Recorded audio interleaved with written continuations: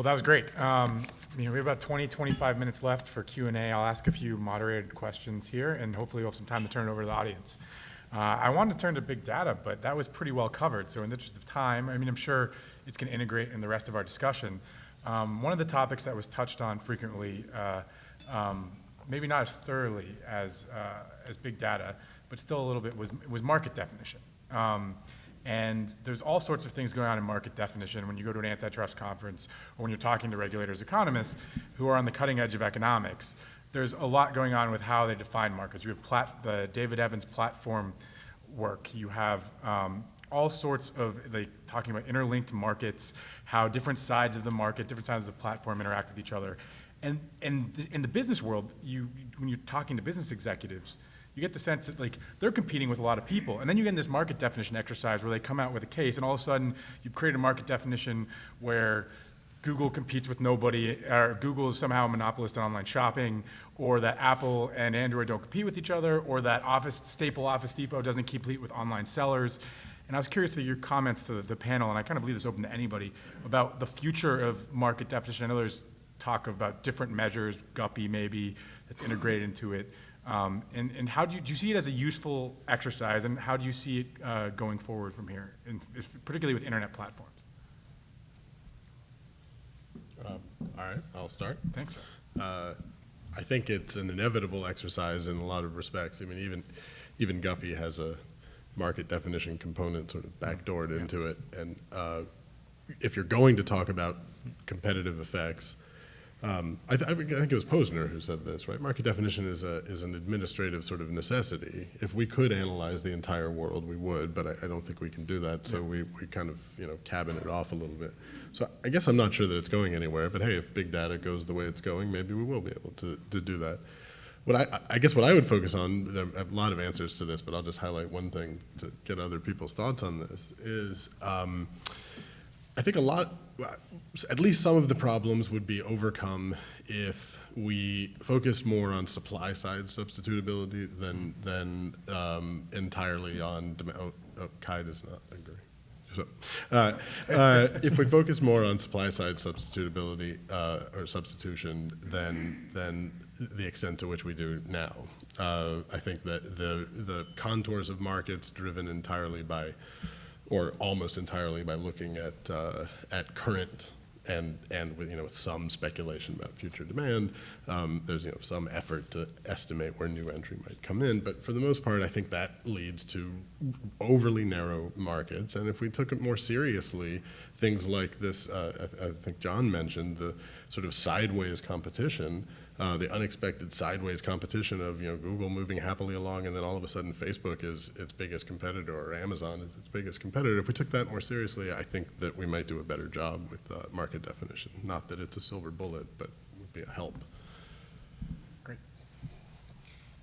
Yeah, I completely agree with that. So market definition obviously is required by law. So it's not going to just go away. But it's a means to an end, and it's a means to an end to identify essentially the competitive constraints that a company is facing. And I think the main problem with market definition today is that it's born out of a world in which price and quantity were essentially the driving analytical tools of antitrust. And with price, the problem was that it was high, and with quantity, the problem was that it was scarce, right?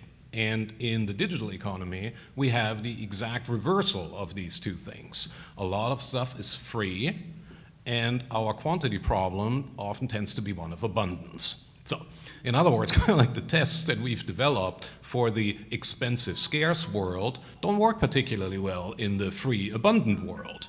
And continuing to apply price and scarcity-based tests in a world that is not characterized by those parameters leads to pretty random outcomes.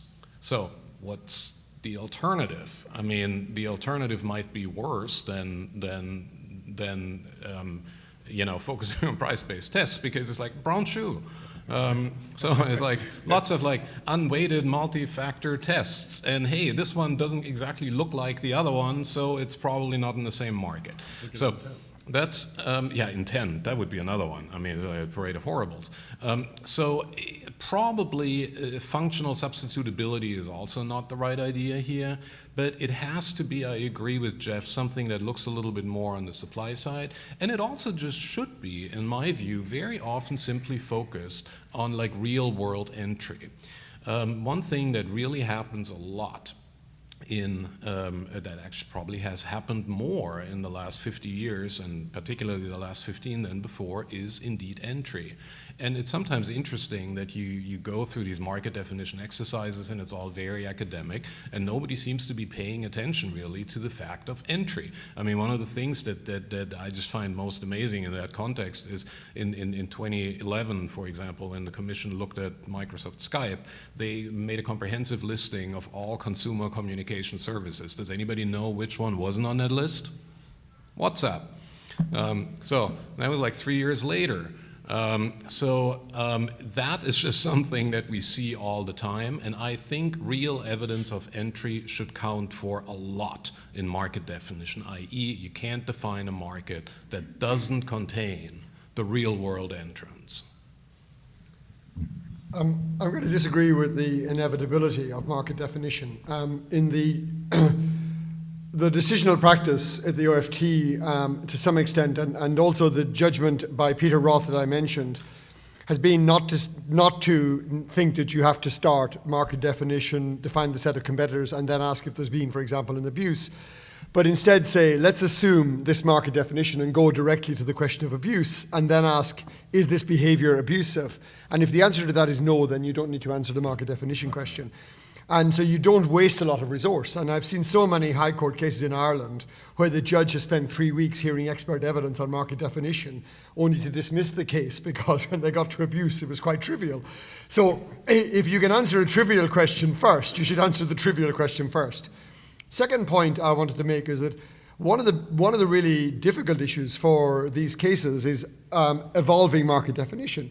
So if you had imagined 15 years ago a company like Dell having a sufficiently high market share to be dominant and decided to integrate modems into the computer and thinking that that would be a beneficial thing for consumers, you could have said that that is actually two different product markets being merged in a way that was exclusionary of modem manufacturers and end up with a monopolization case in that type of example.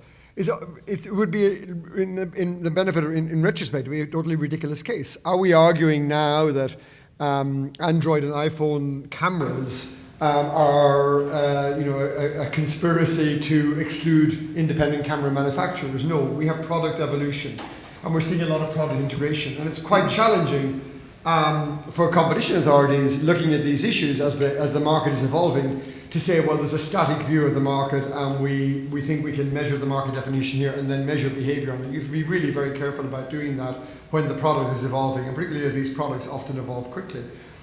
The third is we have a long decisional practice in mergers. So most chief executives of offline retail businesses or traditional advertising businesses think that their business is going to eventually go under because of Amazon or Google or somebody else.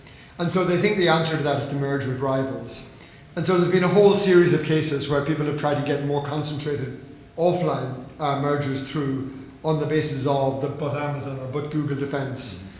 And unfortunately, the business people's views of how quickly that competition is going to arrive in the most but not all cases has not been what the competition authorities have found. They have found that the marginal consumers who switch offline don't protect, or who are online don't always protect the offline consumers. But there's been some, like the Game Station case, which is now almost 10 years ago, where we found they did protect them. But I think there's a nice decisional practice there about how you can take in mergers traditional market definition and use it incrementally and give guidance to business on when the tipping point occurs that actually the market definition has widened to include online competition and when it hasn't. And there are other cleverer ways. If you look at the Ladbrokes-Coral decision in the UK, there's some very nice evidence presented there that although online betting was not considered a substitute for traditional betting, some of the features of the migration of the market created incentives that mitigated the potential harm for the merger and allowed it to go through. So I think you can see this issue of market definition being handled very well in merger situations where you have repeat interaction of the agencies with different sectors and different examples. There must be 25 cases like this in the UK now, and you can develop a decisional practice. It's much more difficult in abuse of dominance where cases go on for 10 years, and then the learning effects are really too slow for us to be confident of what we're doing. Great. I'll ask another question in the market category. Given this is an event on online platforms and competition, I'd be remiss not to talk about the unique features that make platforms platforms. I brought this up a little earlier, the two-sided markets or even multi-sided markets where you have interlinked supply and demand functions. So in smartphones, you have app market, you have an OS market, and you have a market for hardware. And all of those are interlinked, and all of those drive supply and demand. And one of the things we've seen in economic circles, that's pretty well accepted, right? Like since Tirole and Rocher wrote a paper 20 years ago, won a Nobel Prize, it's pretty in the economic literature, hasn't really fully got to the courts yet, or to and economists at agencies know about this. But Jeff and I were talking about a recent court case where actually the Second Circuit in the US acknowledged this frequent problem with US cases where the enforcers or the plaintiffs only focus on one side of the market. And I'll throw this out there and I'll read it and I'll give the audience or the panel a chance to react. The court said, without evidence of net price affecting consumers on both sides of the platform, the district court could not properly conclude that a reduction in merchant discount fee would benefit the two-sided platform overall, because plaintiffs provided neither a reliable measure of American Express's per transaction margins, nor a reliable measure of American Express's two-sided price that appropriately accounts for the value or cost of rewards paid to the cardholders. They failed to meet their burden to show anti-competitive effects directly. So to kind of surmise this, we've seen these two-sided market cases around the world in credit cards, but haven't really seen this analysis filter into the internet market. So I'm curious as to your thoughts on how, and if you have insight in how inside agencies, regulators are accounting for, and economists are accounting for this two-sided market, how one side disciplines the other. And when we see these market definitions, it's more of just a focus on one side of the market, search, not advertising. Right, you're only licensable operating systems in Android. You can go down, but it's almost always in the big cases, one side of the market. So Jeff, I guess, I talked about it with you the other day, I can kick it off to you, but anybody can chime in on this. Well, actually, I'd like to have John answer your direct question about how he may be best positioned, although we could all opine on it, about how agencies and the sort of insiders are thinking about it. But if he wants to, I'm happy to. Well, I mean, when I was at the OFT, I inherited a case on merchant interchange fees, which was still going on when I left 7 years later. And my overriding sense was that I rather liked what the Australians and the Israeli had done than just regulated the myth, because antitrust was not terribly good at doing that on these merchant interchange fees. You could see lots of examples of harm, and it wasn't obvious that they needed the business model. I like David Evans's point that the business model needed something to get going, but actually after a certain stage, the countries that regulated them seemed to come up with a better answer than the countries that went after them with competition law. Well, you raised Australia, where there's the longest, where we have the best data on this, we have the most evidence because it's happened for long enough. And it actually illustrates exactly the problem that the court in this American Express case was pointing out, which is that it's not so clear that whether you do it by regulation or by antitrust, that interfering in an interchange fee, for example, for the benefit of one side of the market isn't going to lead to even bigger costs on the other side of the market. Now, I don't know the relative magnitudes exactly, but we do know a lot of the things that have happened in Australia and elsewhere since the regulation of interchange fees, and they are not unequivocally good for consumers. They may remain unequivocally good for merchants, and in a public choice analysis, that may fully explain exactly why it happened. But it's absolutely clear that when you fiddle with something like an interchange fee, you do actually find pretty predictable sort of hydraulic effects. And I can tell you that annual fees go up, that the if you don't put limitations on amounts of surcharges, that the merchants will surcharge higher than the cost of the interchange fee that they are enjoying. There's a whole host of things that end up falling much to the detriment of consumers, even if they remain to the benefit of merchants, which I think simply illustrates the point that you started with. The only thing we may really be able to say about it is it's really complicated, and it's hard to predict in advance what the full, sort of fully accounted for effects are going to be. But it's no question that it's a problem if you don't understand that there are going to be these effects, and at least make some effort to try to get a hold of them. And that American Express case was in a particular setting such that what really mattered was how the total net profit that American Express was earning. And so it was sort of more evident that you could look at multiple sources of income for American Express, and that the lower court didn't do that.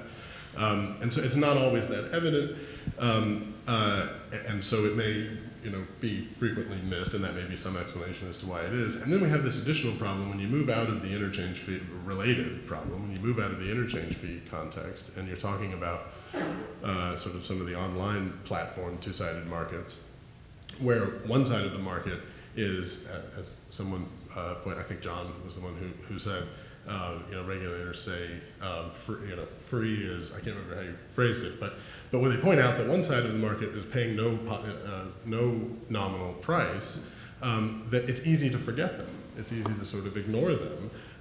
Maybe we go too far in the opposite direction by saying, oh, they're not paying a nominal cash price, but they are paying a data price, and then we actually start to look at them. But I think that dramatically complicates things even more, because you don't have something fairly quantifiable where you can see resources traveling from either side of the market into the platform. That's no answer here other than to say it's really complicated. That's no excuse not to actually do something about it. Yeah, I think that's where I was trying to get and see if there's any insight. Because it is complicated, but it's not an excuse to throw up your hands and say you can't take it into effect, which it seems like at least some online platform cases, the market definition does pretty clearly not taking into account the other side of the market where they're clearly disciplining. And that's clearly wrong. I don't think, for example, that the interchange cases that were brought in Europe were looking at just one side of the market. They were trying to look at the system as a whole. There was a great deal of excellent economic research that was suggesting that there was potential to be quite a lot of supernormal profit in those markets that justified some intervention. There was no question that the MIF should be set at zero. It was a question of how do you get that right. But if you're going to, you either leave these markets alone and take a very long-term view, but I think if you're going to intervene, it's very, very difficult to use competition law to get at some of these issues. And I was only making the point that the countries that did go with a regulatory approach, because it was quite simple to do, seemed to resolve the issue better than the others. And there is an issue as well with these markets as to who funds all of the research that happens.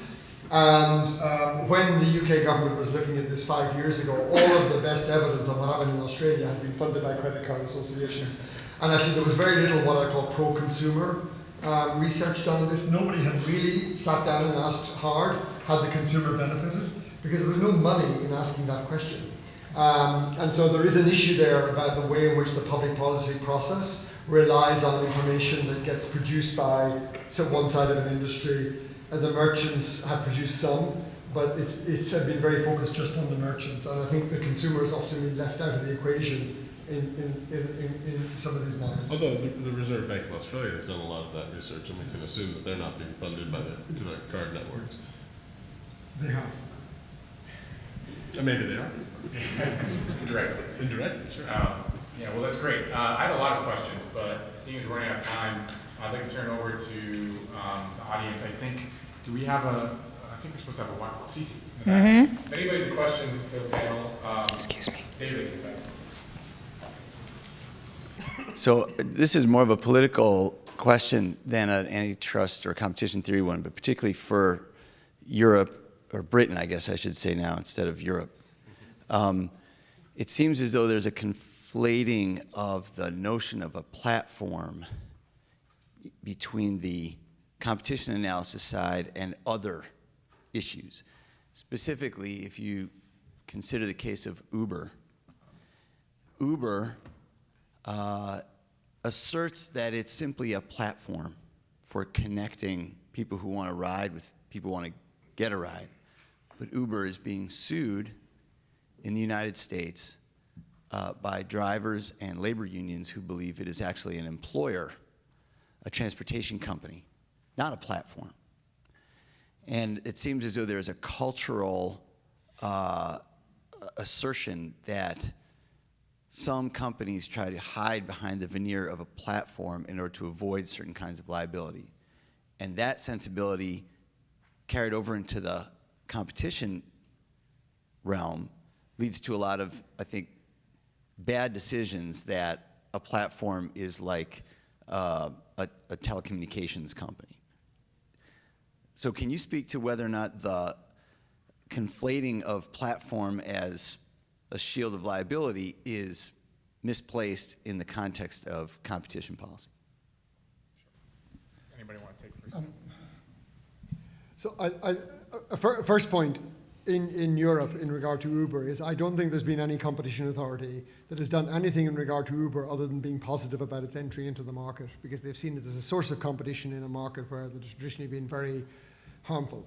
The second thing is when you come along with a new and disruptive business model, there is this existing grid of regulation that you have to fit in with if you want to operate. And so a challenge for a company like Uber is to have a global business model that fits into the different regulatory models of all the national countries. And they've managed that reasonably well as in terms of the regulation of taxi services. Where they're finding it more difficult is the regulation of labor markets and whether they employ people. And there's going to be other issues on taxation and who's liable for certain types of collection of tax and related issues. And it's quite difficult for, I mean, most new businesses that have to conform with regulations in different jurisdictions don't have to conform with every local government regulation. But Airbnb and Uber were more regulated by local government than national government when they started. But then the labor law stuff is national government. So you're dealing with this sort of multi-headed hydra, and what you're trying to do is take a new business model that's quite innovative and work out how the existing panoply of regulation might apply to you, and then also anticipate how that regulation might get changed. So for example, Theresa May, the Prime Minister in the UK, has said she wants to change the law to deal with certain unfair labour practices. It's very unclear whether Uber is in her sights or somebody else is, but you also have to deal with how those regulations get changed. So I think that companies like Uber's ability to say we're a platform but we don't actually employ anybody and we're not a transport service is going to result in different answers in different countries depending on the regulation.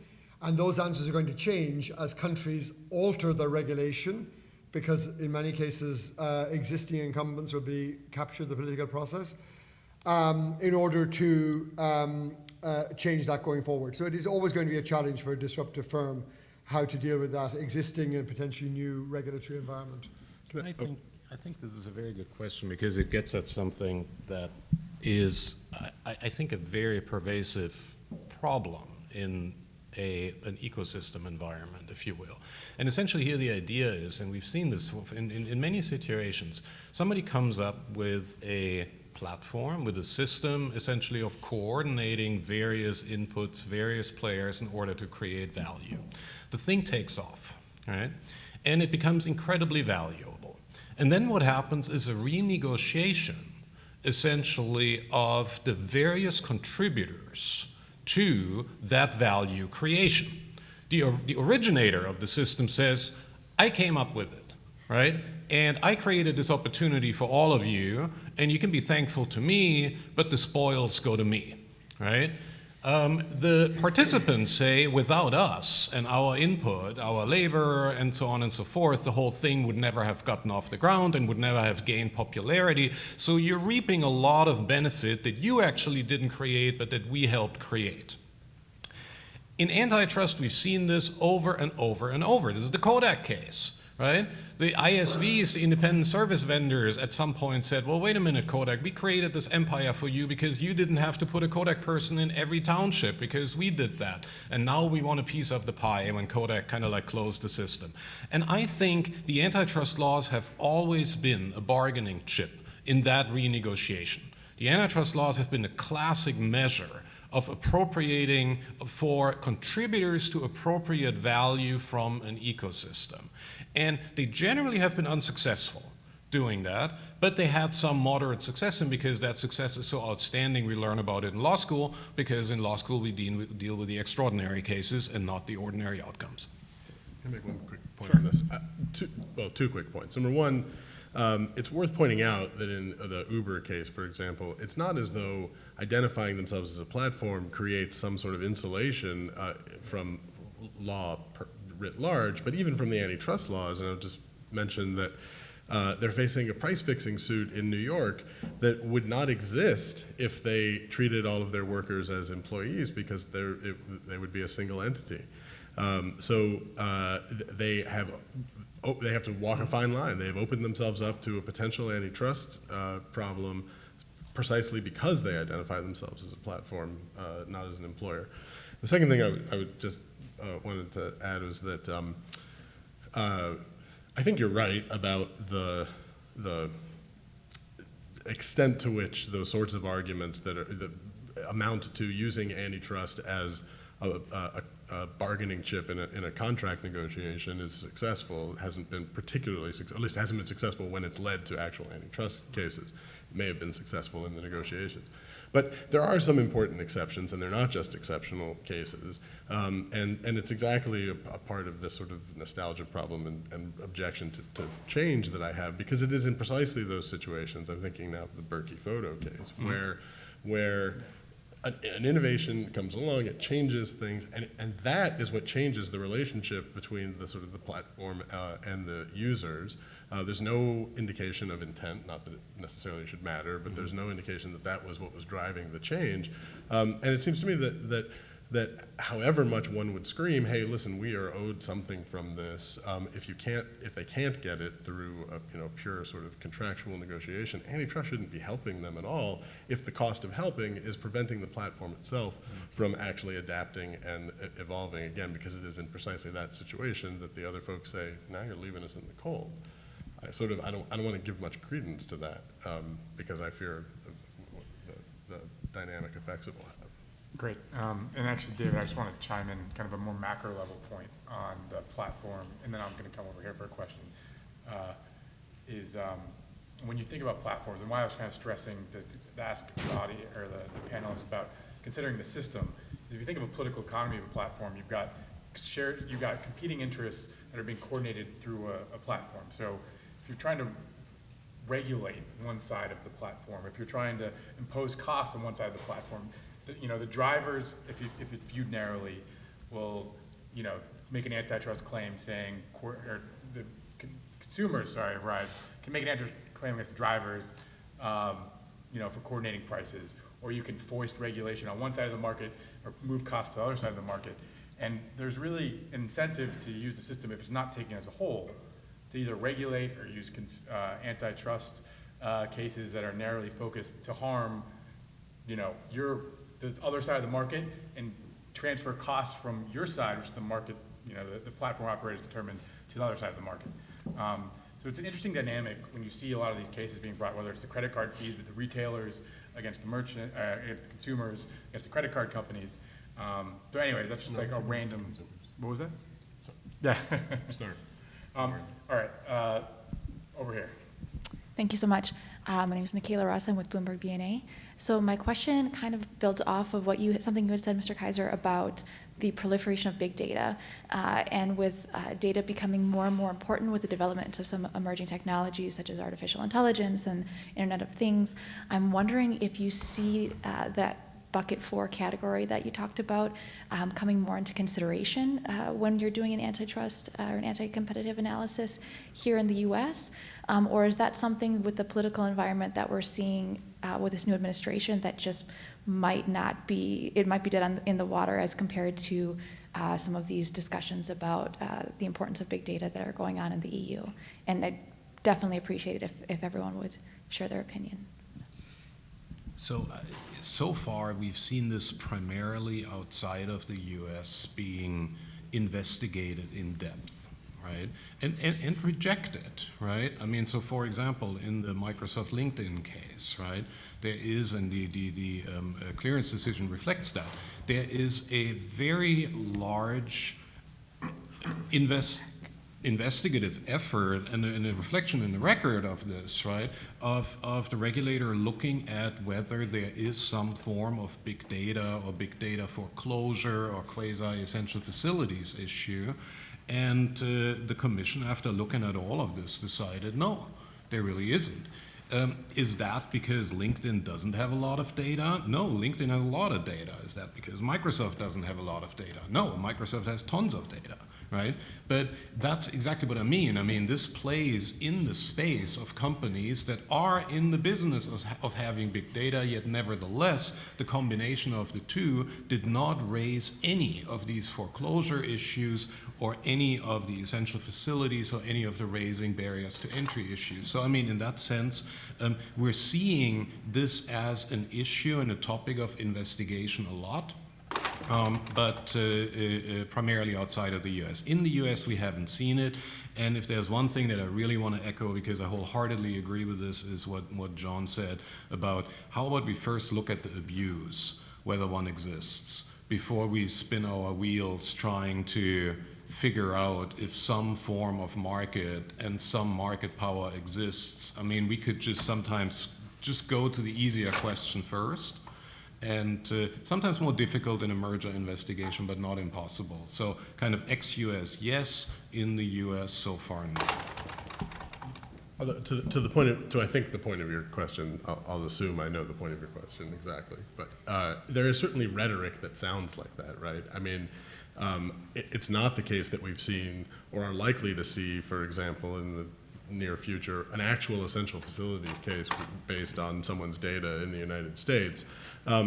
But the antitrust laws are sufficiently malleable that you could imagine a case being made that doesn't actually use the words essential facility, like the way the Supreme Court decided the Aspen skiing case. They didn't talk about essential facilities, and yet that was essentially exactly the analysis they were doing.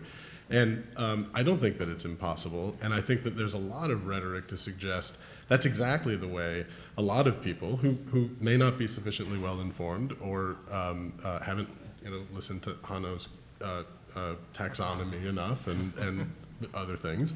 But I do think there is a strong perception that there is an abuse here, at least among lay people and probably some experts. There is an abuse, and that therefore something does need to be done, and that antitrust is the right way to do it, and the difficulties of an essential facilities doctrine, for example, in the U.S. aren't going to stand in the way of efforts to do it, and eventually some will be successful at some level, and certainly even more so in the EU. So all I want to say is I totally agree with what I think is the impetus here, which is that there is a perceived problem, and that we're going to be it's weird that we're talking about essential facilities as much as we are, right? And yet I can't think about this stuff without thinking about essential facilities. Everyone is talking about essential facilities without using that word, and they may be wrong to be doing so, and they may be mischaracterizing the data, and they may not be analyzing the 4 factors and all of that.